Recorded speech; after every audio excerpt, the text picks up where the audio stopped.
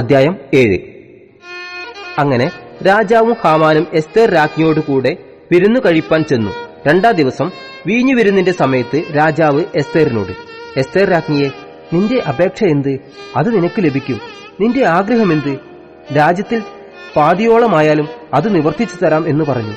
അതിന് എസ്തേർ രാജ്ഞി, രാജാവേ, എന്നോട് കൃപയുണ്ടെങ്കിൽ, രാജാവിന് തിരുവുള്ളമുണ്ടെങ്കിൽ എന്റെ അപേക്ഷ കേട്ട് എന്റെ ജീവനെയും എന്റെ ആഗ്രഹമോർത്ത് എന്റെ ജനത്തെയും എനിക്ക് നൽകണമേ.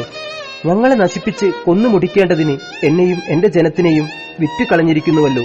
എന്നാൽ ഞങ്ങളെ ദാസീദാസന്മാരായി വിറ്റിരുന്നു എങ്കിൽ വൈരിക്ക് രാജാവിന്റെ നഷ്ടത്തിനു തക്ക പ്രതിശാന്തി കൊടുപ്പാൻ കഴിവില്ലെന്ന് വരികിലും ഞാൻ മിണ്ടാതിരിക്കുമായിരുന്നു എന്ന് ഉത്തരം പറഞ്ഞു. അഹശ്വേരോസ് രാജാവ് എസ്തേർ രാജ്ഞിയോട്, അവൻ ആർ? ഇങ്ങനെ ചെയ്യുവാൻ തുനിഞ്ഞവൻ എവിടെയെന്ന് ചോദിച്ചു. അതിന് എസ്തേർ, വൈരിയും ശത്രുവും ഈ ദുഷ്ടനായ ഹാമാൻ തന്നെ എന്ന് പറഞ്ഞു. അപ്പോൾ ഹാമാൻ രാജാവിന്റെയും രാജ്ഞിയുടെയും മുമ്പിൽ ഭ്രമിച്ചുപോയി.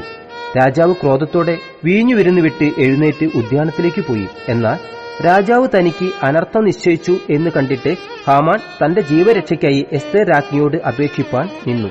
രാജാവ് ഉദ്യാനത്തിൽ നിന്ന് വീണ്ടും വീഞ്ഞു വിരുന്നുശാലയിലേക്ക് വന്നപ്പോൾ എസ്തേർ ഇരിക്കുന്ന മെത്തമേൽ ഹാമാൻ വീണു കിടന്നിരുന്നു. അന്നേരം രാജാവ്, ഇവൻ എന്റെ മുമ്പാകെ അരമനയിൽ വെച്ചു രാജ്ഞിയെ ബലാത്കാരം ചെയ്യുമോ എന്ന് പറഞ്ഞു. ഈ വാക്ക് രാജാവിന്റെ വായിൽ നിന്ന് വീണ ഉടനെ അവർ ഹാമാന്റെ മുഖം മൂടി. അപ്പോൾ രാജാവിന്റെ ഷണ്ഡന്മാരിൽ ഒരുത്തനായ ഹർബോന, ഇതാ രാജാവിന്റെ നന്മയ്ക്കായി സംസാരിച്ച മൊർദെഖായിക്ക് ഹാമാൻ ഉണ്ടാക്കിയതായി 50 മുഴം ഉയരമുള്ള കഴുമരം ഹാമാന്റെ വീട്ടിൽ നിൽക്കുന്നു എന്നു രാജസന്നിധിയിൽ ബോധിപ്പിച്ചു. അതിന്മേൽ തന്നെ അവനെ തൂക്കിക്കളവിൻ എന്ന് രാജാവ് കൽപ്പിച്ചു. അവർ ഹാമാനെ അവൻ മൊർദെഖായിക്ക് വേണ്ടി നട്ടിരുന്ന കഴുമരത്തിന്മേൽ തന്നെ തൂക്കിക്കളഞ്ഞു. അങ്ങനെ രാജാവിന്റെ ക്രോധം ശമിച്ചു.